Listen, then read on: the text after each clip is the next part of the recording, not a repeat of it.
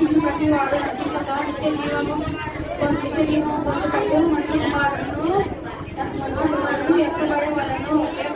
యోహాను సువార్త 3:14-15.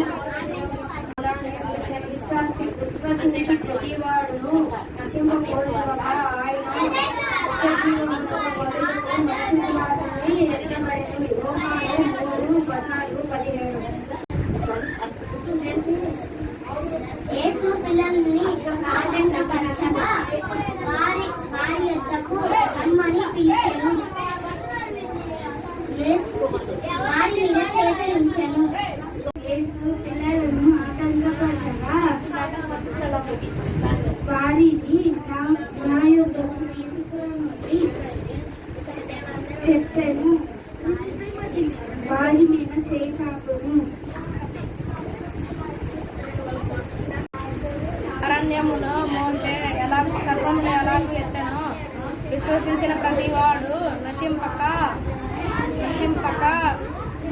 నిత్య జీవము పొందినట్లు మనిషి కుమారుడు ఎత్తబడవలెను. యోహాను రాసిన పత్రిక 3:14-15.